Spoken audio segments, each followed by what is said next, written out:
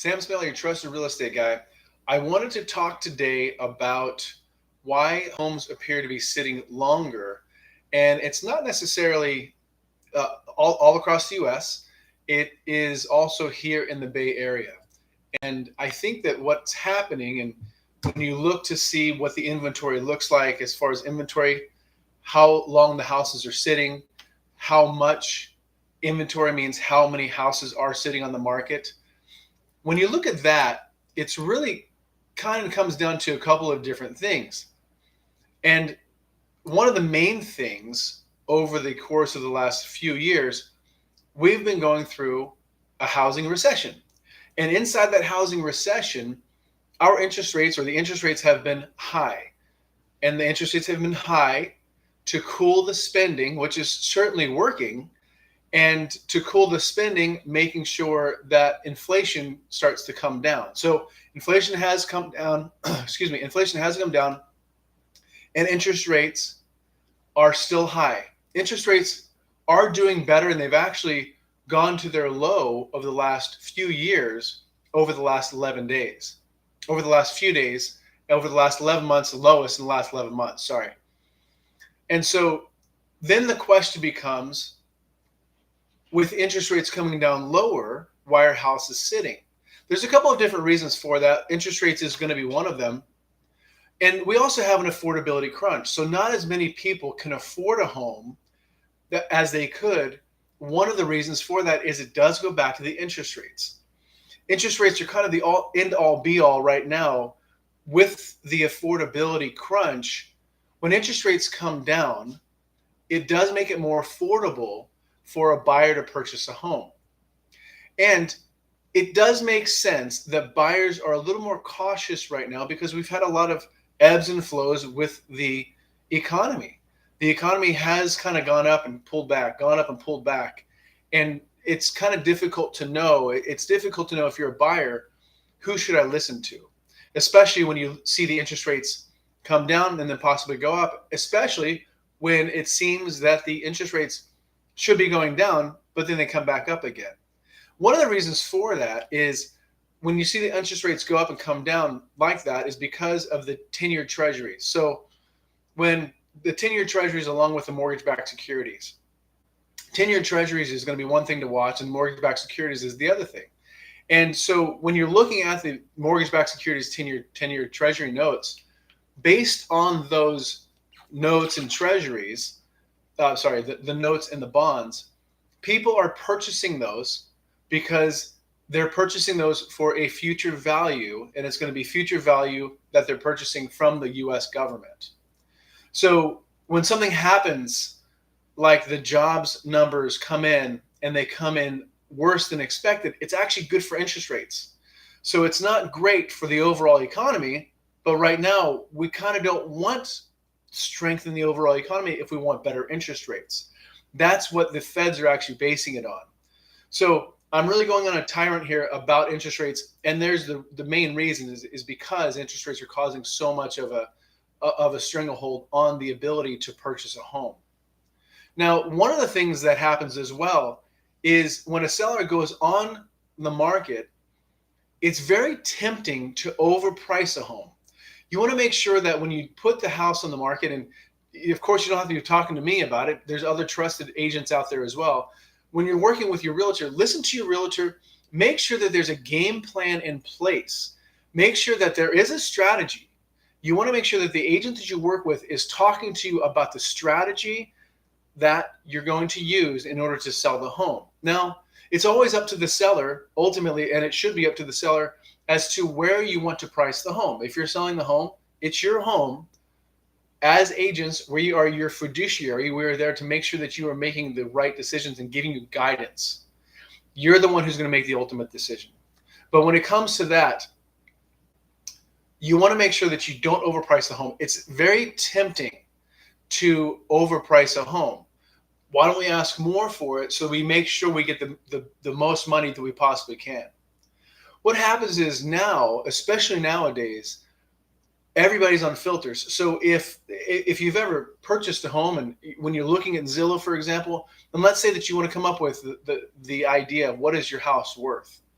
let's say that you're looking at that specifically for your house, and okay, so what is my house worth? You're looking at filters from that lens as well, right? So on Zillow, Redfin, Realtor.com, whatever it is you're using, you're setting up filters.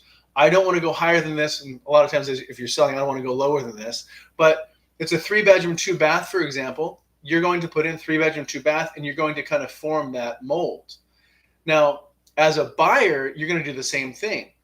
Typically speaking, over the course of time, buyers, especially in Silicon Valley, have been programmed, so to speak, to expect to pay more than what you're actually looking at. In other words, if you look at a home for 1.7, it'll more than likely sell for 1.9. And there's a certain strategy there, of course. And it's not just to make it look good on a postcard or on an email blast. The purpose for that is because those filters are there. So we've kind of gone both directions with it. The filters have created what we actually do. And so that's why, as a seller, you want to take that same thought process, turn it around, and ask that 1.7 if you're expecting 1.9. With that said, again, go back to the strategy. There's always going to be a strategy. It's not always appropriate to make it 1.7 if you want 1.9. Depending on how the market is and how the market is moving, sometimes we will actually make the decision when we're listing the house the week before or a few days before if it's a volatile market. So there's not a one size fits all, but make sure you're listening to your expert advisor, the person that you hired to help you sell the home. Now, I'm always happy to help, and please reach out anytime. But one thing to keep in mind as a seller is that the first 2 weeks are absolutely critical, because if you put the house on the market and it doesn't sell within the first 2 weeks, you have already had a bunch of people come through an open house, for example. A bunch of people come through the open house, a bunch of filters have hit on Zillow, Redfin, and Realtor.com. So a lot of people have seen it, and it's fun.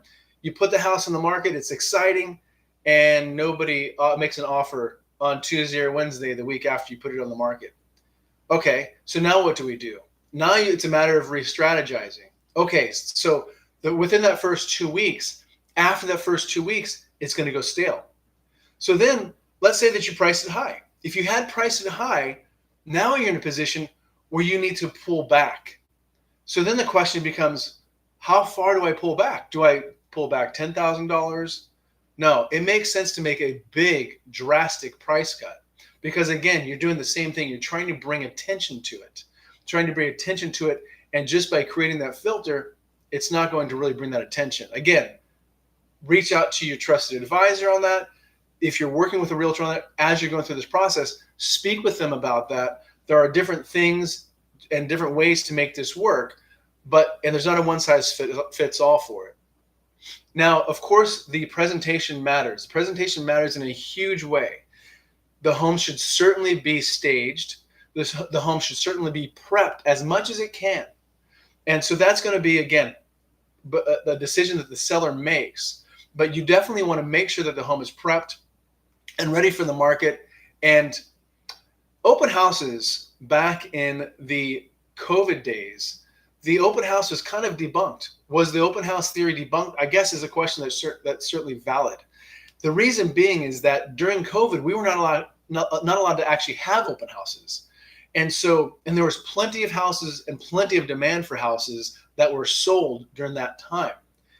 Again, really low interest rates, but there was plenty of houses that were sold within that time. So the open house, it's not necessarily a way to capture all of the buyers, because we have open houses all the time. And one of the open houses all the time online. Somebody can look at the house 24/7 online, especially when you use a 3D walkthrough and a 3D tour.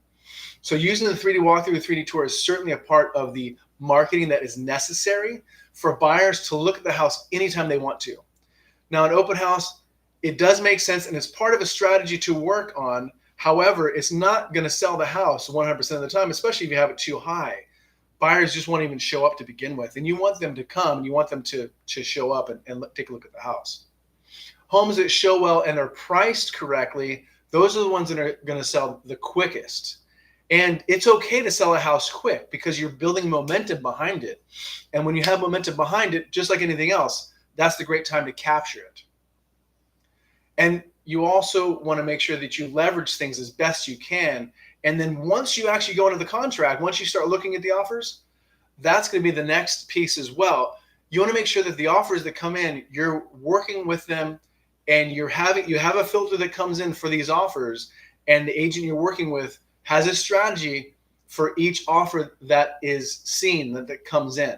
When the offers come in, you want to make sure you have a strategy for each offer in order to make sure that each offer has the opportunity to get up to the highest price possible. Now, that could be a lot of different ways, but I think that's probably going to be the next video. And I think that really what it comes down to is the bottom line here is the homes are sitting on the market for longer because the market has shifted.